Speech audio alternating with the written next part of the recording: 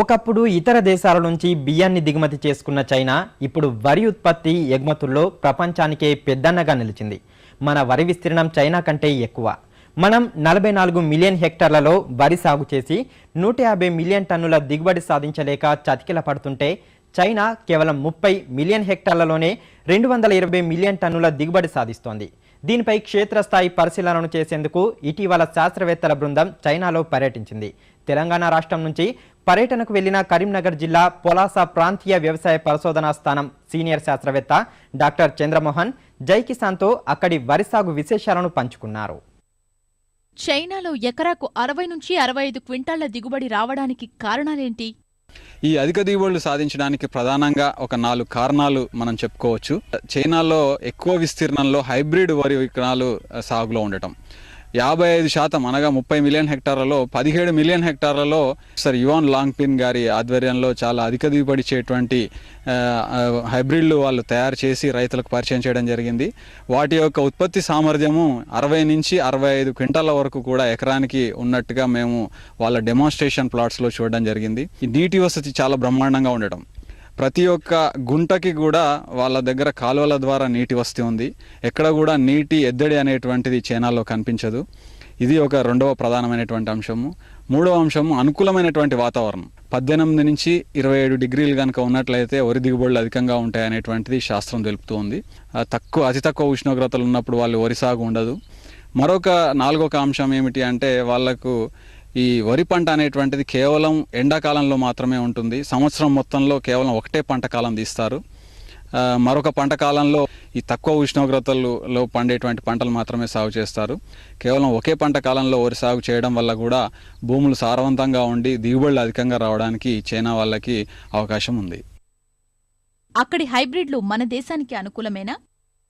ఉన్నటువంటి హైబ్రిడ్లు కనుక చూసుకున్నట్లయితే మన భారతదేశానికి అనుకూలంగా లేవనేటువంటిది మేము చర్చల ద్వారా ఒక అంశానికి రావటం జరిగింది. అందుకు ప్రధానమైన కారణం ఏమిటి అంటే అక్కడ ఉన్నటువంటి హైబ్రిడ్లు ముఖ్యంగా అన్నం నాణ్యత చాలా వ్యత్యాసంగా ఉంటుంది. మన భారతదేశంలో కనుక చూసుకుంటే అమైలోజ్ కంటెంట్ అంటాము. అమైలోజ్ కంటెంట్ 21 నుంచి 25 ఉంటే మన దగ్గర ఉన్నటువంటి పరిస్థితులకి డిమాండ్ ఉంటుంది, అలాగే మార్కెట్లో ఆ వరికి రేటు ఉంటుంది. అలాగే చైనాలో కనుక చూసుకుంటే వాళ్ళు ముద్దగా అన్నం తింటారు కాబట్టి వాళ్ళ యొక్క అమైలోజ్ కంటెంట్ 16 నుంచి 18 మాత్రమే ఉంటుంది. ముద్ద రకాలు కాబట్టి మన దగ్గర మార్కెట్ ఉండకపోవచ్చు అనేటువంటిది ఒకటి అంశం. రెండవ అంశము, ఇప్పటికే కొన్ని ప్రైవేట్ కంపెనీ వాళ్ళు అక్కడ ఉన్నటువంటి హైబ్రిడ్లను మన భారతదేశంలో వివిధ ప్రాంతాల్లో పరీక్ష చేయడం జరిగింది. వాళ్ళ యొక్క ఫీడ్బ్యాక్ ఏమిటి అంటే చైనాలో 50 నుంచి 60 క్వింటాలు వచ్చినప్పటికీ కూడా అవే హైబ్రిడ్లు మన భారతదేశంలో కనుక వేస్తే కేవలం 40 క్వింటాలు మాత్రమే వస్తున్నట్లుగా వాళ్ళ యొక్క గణాంకాలు చెప్పాయి. అది కాకుండా ఇంకొక ప్రధానమైన కారణం వాళ్ళు చెప్పింది ఏమిటి అంటే మన ప్రాంతంలో ఎక్కువగా వచ్చేటువంటి అగ్గి తెగులు, తర్వాత సుడిదోమ, వీటిని తట్టుకునేటువంటి శక్తి ఆ హైబ్రిడ్ రకాలకు లేకపోవడం కూడా ఈ దిగుబడి తక్కువ రావడానికి ప్రధానమైనటువంటి కారణం.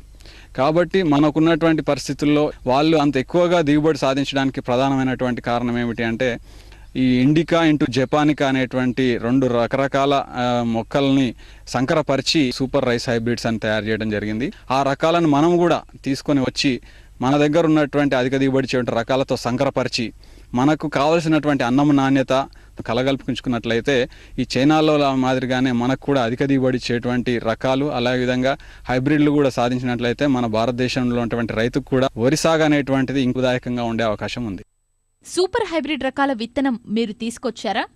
చైనాలో ఒక ప్రధానంగా ఏంటి అంటే అక్కడ పబ్లిక్ ప్రైవేట్ పార్ట్నర్షిప్ అనేది చాలా ఎక్కువగా ఉంది. సో ఏదైనా ఒక రకం కానీ హైబ్రిడ్ కానీ తయారు చేయగానే వాళ్ళు ప్రైవేట్ కంపెనీతో ఎంఓయూ పెట్టుకొని వాళ్ళ యొక్క రైట్స్ అన్నీ కూడా కంపెనీకి ట్రాన్స్ఫర్ చేయడం వల్ల మేము విత్తనాలు అడిగినప్పటికి కూడా వాళ్ళు ఇవ్వలేని పరిస్థితి.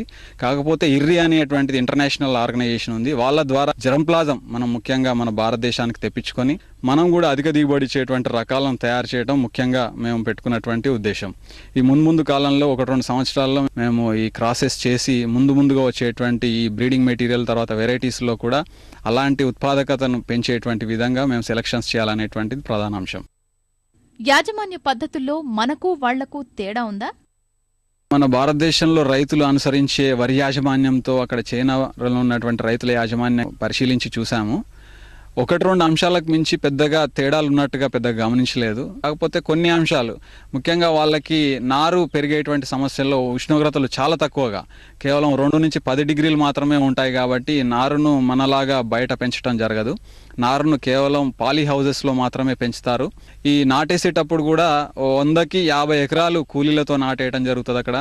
అలాగే ఒక 30 నుంచి 35 ఎకరాల వరకు ఈ పారాచూట్ విధానంలో వాళ్ళు వరి నాట్లు అనేటువంటిది సాధారణంగా చేస్తూ ఉంటారు. కేవలం 1 ఎకరానికి మించి రైతుకు పెద్దగా విస్తీర్ణం ఉండదు. యావరేజ్గా చూస్తే 1 ఎకరాన్ని 1 లేదా 2 రోజుల్లో ఈ పారాచూట్ విధానం ద్వారా అతను ఒక్కడే ఏ కూలీల మీద ఆధారపడకుండా చేసుకోవడానికి అవకాశం ఉన్నటువంటి పద్ధతిని వాళ్ళు ఎక్కువగా వాడుతున్నారు. ఎందుకంటే అక్కడ కూలీల ఖర్చు చాలా ఎక్కువగా ఉంటుంది. ఒక కూలీ కావాలంటే మన భారతదేశంలో రూపాయలతో చూసుకుంటే ఒక 1000 నుంచి 1500 రూపాయలు ఒక కూలీకి ఇవ్వాల్సి వస్తుంది. వీటితో పాటుగా మనకి వాళ్ళకి వ్యత్యాసం మరొక కెమికల్ ఒకటి పక్లోబిట్రజోల్ అనేటువంటి ఒక కెమికల్ను వాళ్ళు ముఖ్యంగా ఫర్టిలైజర్ కింద వాడుతున్నారు. దీని యొక్క ముఖ్య పనితనం ఏమిటి అంటే మొక్క ఎత్తు ఎక్కువగా పెరగకుండా ఉండి ఎక్కువ పిలకలు చేసే విధంగా, దిగుబడి ఎక్కువగా వచ్చే విధంగా వాళ్ళు ఈ రకమైనటువంటి యాజమాన్యాన్ని పాటిస్తున్నారు. చైనా నుంచి మనం నేర్చుకోవాల్సిందేంటి? పబ్లిక్ ప్రైవేట్ పార్ట్నర్షిప్ అనేటువంటిది కూడా చైనాలో చూసి మనం నేర్చుకోవాల్సినటువంటి ముఖ్యమైనటువంటి అంశం. పొడి రేణువులను దులపడం అనేటువంటిది హైబ్రిడ్ వరి విత్తనోత్పత్తిలో ప్రధానమైనటువంటి అంశం. ఈ అంశానికి ఈ పని చేయడానికి కేవలం 10 నుంచి 15 రోజుల వరకు కూడా కూలీలను ఎక్కువగా ఎంగేజ్ చేసుకొని పుప్పొడిని దులపడానికి కానీ చేస్తూ ఉంటారు. హెలికాప్టర్ ద్వారా వాళ్ళు ఈ పరపరాగ సంపర్కాన్ని చేయడానికి వాళ్ళు ఇప్పుడిప్పుడే చర్యలు చేపట్టారు. ఈ హెలికాప్టర్లను మనం రిమోట్ ద్వారా ఆపరేట్ చేసుకునేటువంటి విధంగా ఉన్నాయి. ఖర్చు కూడా అవి కేవలం 7 లక్షల నుంచి 8 లక్షలకు మనకు ఆ హెలికాప్టర్స్ అందుబాటులో ఉన్నట్టుగా తెలిసింది. ఈ హెలికాప్టర్ల ద్వారా ఈ అదనపు పరాగ సంపర్కానికే కాకుండా పురుగు మందులు పిచికారీ చేసుకోవడానికి కూడా వాడుకోవచ్చు. నెల రోజుల మీ చైనా పర్యటన ఎలాంటి ప్రయోజనాన్ని ఇస్తుంది? ఈ 30 రోజుల శిక్షణా కార్యక్రమంలో చైనాలో ఉన్నటువంటి సాంకేతిక పరిజ్ఞానాన్ని మనం ఎంతవరకు ఇక్కడ మనం అమలు పరుచుకునే వీలుంది అనేటువంటిది కులంకషంగా చర్చించుకొని చర్చల ద్వారా మనం కొంత పురోగతిని సాధించామని చెప్పుకోవచ్చు. చైనా వరి సాగుపై మన శాస్త్రవేత్తల అభిప్రాయాలు, అనుభవాలివి. చైనాలో పర్యటించిన 15 మంది శాస్త్రవేత్తల బృందంలో మన దేశం నుంచి 3 శాస్త్రవేత్తలకు అవకాశం దొరికింది. ఆంధ్ర నుంచి డాక్టర్ విష్ణువర్ధన్తో పాటు పంజాబ్ నుంచి మహిళా శాస్త్రవేత్త పర్యటనలో పాల్గొన్నారు. పాకిస్తాన్, శ్రీలంక, నేపాల్, బంగ్లాదేశ్ల నుంచి 12 మంది హాజరయ్యారు.